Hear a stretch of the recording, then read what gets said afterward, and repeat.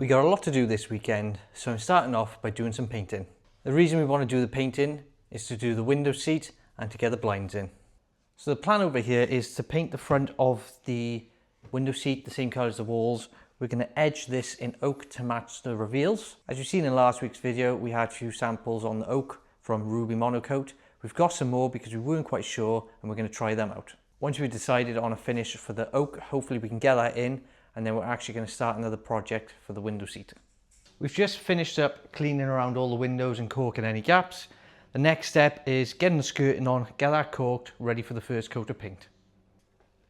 If you recall from one of our older videos, I did a big cutting list for all the skirting.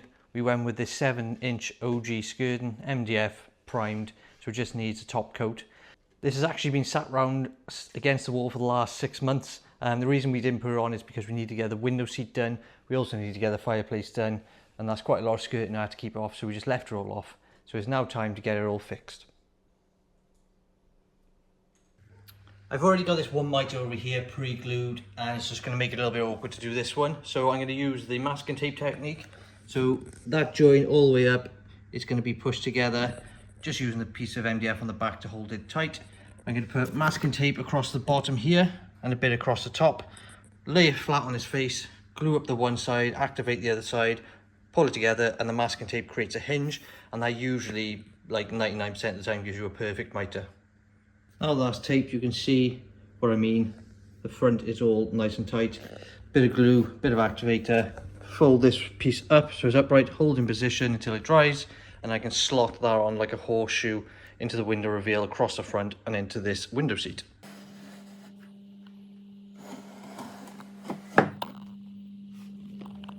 So that's how the skirting should go on, nice and tight and snug all the way around. If you haven't seen any of the old videos, I actually built all the block work for this extension. I plasterboarded everything, beaded everything up, and everything is pretty square and level. So it makes my life easier as a carpenter to put everything on quite nice and square and minimal gaps. So that is the skirting on for around this section. Things are not always perfect, guys. I cut all this skirting about 6 months ago without this in the way, and I thought I had it perfect, but unfortunately, where the walls are plastered by here, there was a big bell in the bottom, so this was square touching the bottom. I've cut it about 5mm too short, and as you can see, same again, there's still a bit of a bell in the plaster, and I've got that gap, which is not perfect, but a bit of caulk, and once it's painted, you won't notice it. Skirting's now on, all around the reveal, just a bit of caulk to go on, but look how big this wall looks without any furniture. It's about 4.8 meters from fireplace to this corner, and there's also 3.6 meters up to the top of the vault. A few weeks ago we prepped this wall, so you can probably see a bit of sand in there and a bit of sand in there. This is pretty much ready to go for its first coat of paint.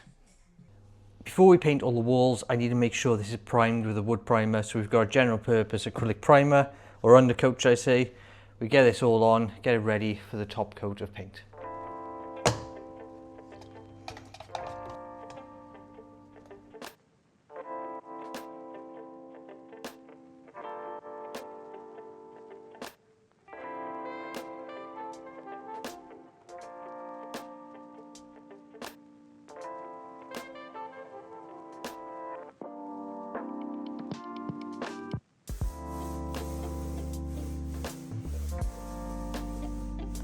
In the kitchen and the vaulted area, we wanted these walls to be like an off-white creamy colour, really pale, nothing too harsh.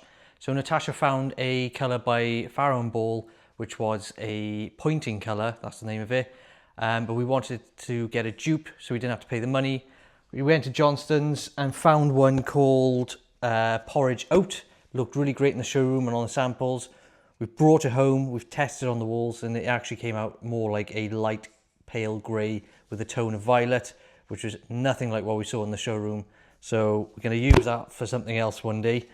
So we ended up biting the bullet, went to B&Q and picked up the actual colour, and that is what you can see on the walls now. The colour of this is very subtle, very pale, creamy, milky, oaty colour. Is really nice. The only way you can really tell the difference between the white and this colour is when you look up at the ceiling and just see the different tones.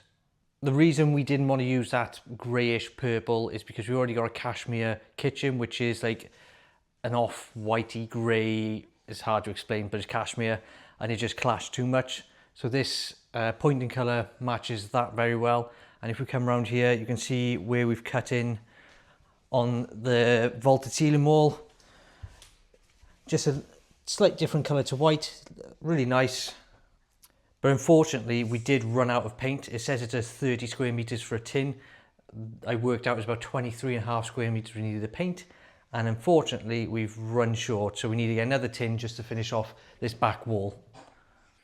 So I'm just painting the walls, guys, with some Faro and Ball. We used one tin, which was fine, but we picked the second tin up from B&Q like 2 nights ago.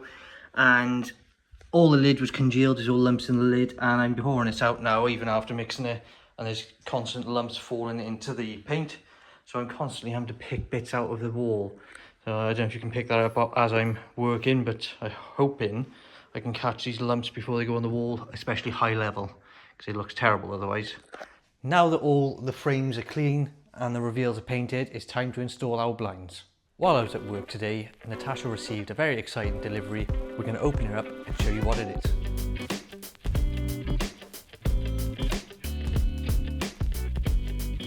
So what we've got here, guys, are some roller blinds for these windows here. The great thing about these blinds is they're 100% blackout, they're solar powered, and you can actually charge them by mains, and you can also use a remote control here. This will control both of the blinds going up and down. You can also connect to Alexa and SmartThings app. These blinds come in a wide range of fabrics and colours, but let's get this out to show you what colour we've chosen. So this is the blind, guys. We've opted for a cover on the front to match the material. So if I just tilt it like that, you can see the material hanging below. We've got all white metal to go with it, so it sort of blinds in a bit better. We had a few options. I think we could get silver and black possibly. But the white matches this like sort of beige creamy colour better. So we're going to just put it up in place and see if it fits the opening. The colour for this is called Linen Stone. We opted for the 100% blackout blind. Oh.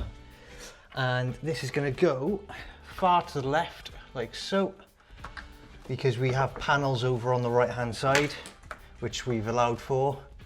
And once that goes in, that will look pretty good, I think. Let's also check this fits.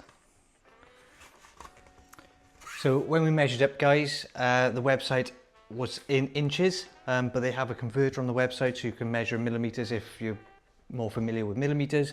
Converts it all over and it gives you a better sort of size to measure from. And there you go, you can see that fits lovely.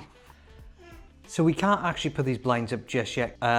Two things I realized: we got steels right above where we want to fix into, so I need to get some steel fixings. And also we want to paint these walls a different colour, so before we install the blinds, we're going to go around, paint all the reveals and cork up and make sure it's all prepared before the blinds go in. Now that the window reveal is painted, it's time to get the blind up. Before we can put the blind up for the window seat, we need to decide what oil colour we're using on the wood. Rubio Monocoat sent us out some more oil samples, which we tested on offcuts of oak and parquet flooring. We were really impressed by all the different oil samples we were sent, and in total there's over 30 samples you can try. Let's see what colours we picked up. Today we're going to try and get this window seat finished. We've kindly been gifted a package from Rubio Monocoat for the oils for the table and the window reveal, so we're going to get this out now and have a look what we got.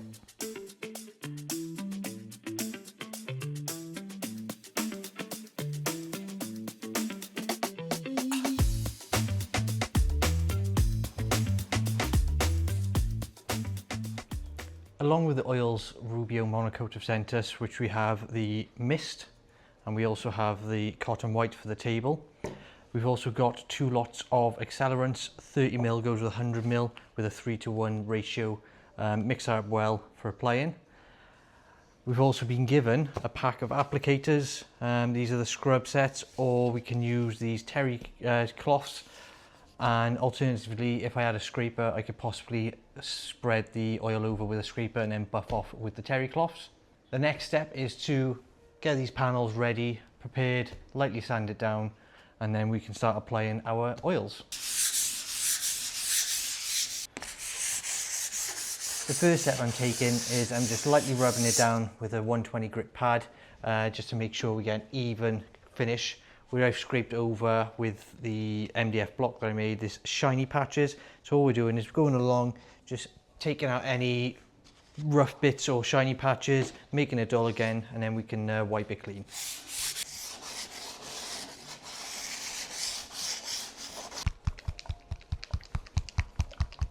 So we only want to use half of this mixture, so we're going to weigh it out. There's 30 mil in this, we're going to put 15 in, and 50 mil we're going to put in of that. Mix it around and then apply it to these boards. I'm just going to pour some of this on here now and just start working our way in and see how far we get.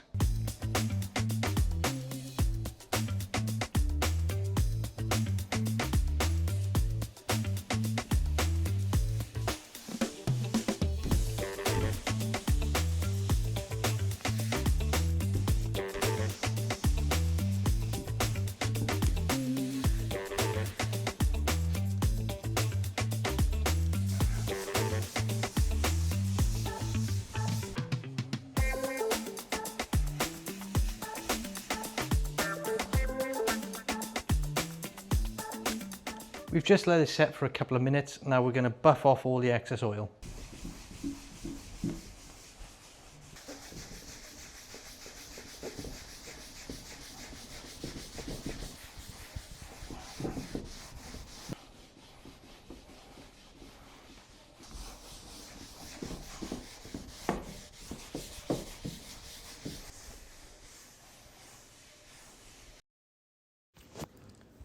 To fix up the veneer MDF, I used a solvent-free grab adhesive, and then I also used my pin gun doing spiked nails to make sure I had a proper grip, especially on the head. Now with the cladding fixed, I can install the blind.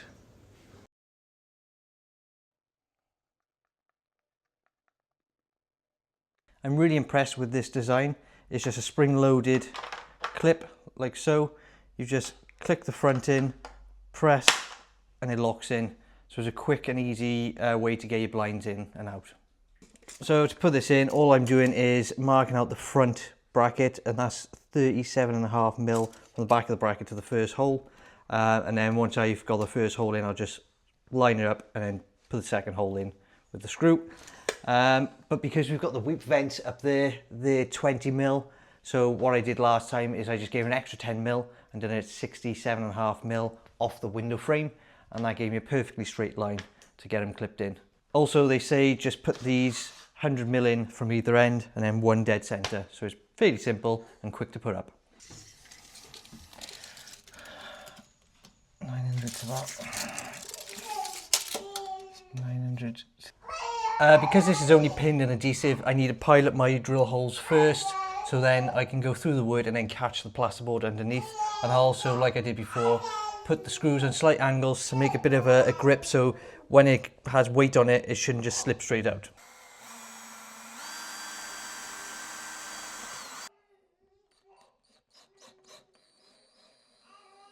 Now the 3 brackets are up within like 5 minutes, we can click this in and it's pretty much ready to go.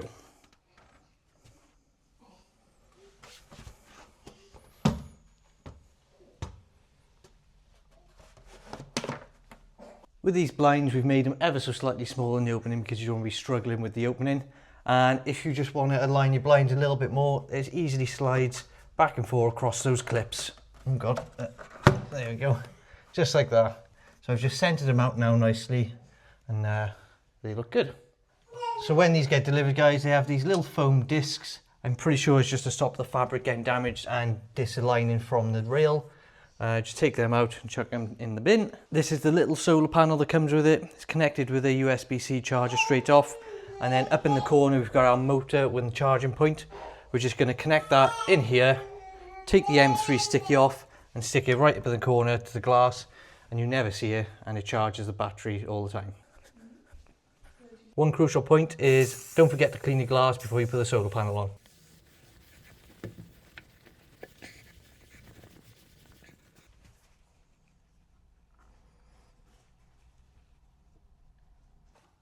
So I'm just programming this motor now to this remote.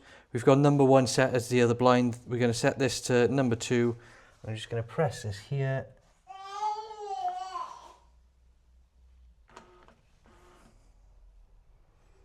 And then there we go, simple as. If you were interested in purchasing some blinds from SmartWings, the link is in the description below. They are currently running their main Black Friday sale up until the 2nd of December. This will get you 10% off site-wide and 15% off $1,500 spent or more. Although the company and website is American-based, their customer service and delivery was second to none, and we couldn't recommend them enough. And just like that, the window seat is now wrapped up. We've got our veneer MDF on the reveals. We put the blinds in today, and previously Natasha has made this window seat cushion out of foam she bought off the internet and some fabric. Needs a little bit of tailoring, but it looks pretty good to me. We really enjoy the colour of these blinds. It goes well with the colour we've picked for the walls. Really good fabric and is 100% blackout. We're going to leave a link in the description below. They've got loads of colours available, different variations of blinds you can choose from, and we really think it's a great company. And just another big shout out to Rubio monocoat. These are finished up lovely. The only thing I got left to do now is just fill these pinholes in with a bit of wax, and that is it, completely finished. That is it for this video. We hope you enjoyed this video as always, and don't forget to like, subscribe and leave a comment down below. Over the last few weeks we've actually been working really hard to try and get this extension wrapped up because we're having family over for Christmas, so we haven't got long left and we want to try and get it nice and finished and good for all the photos for Christmas. Don't forget to join us in our next video where we finally finish up the fireplace.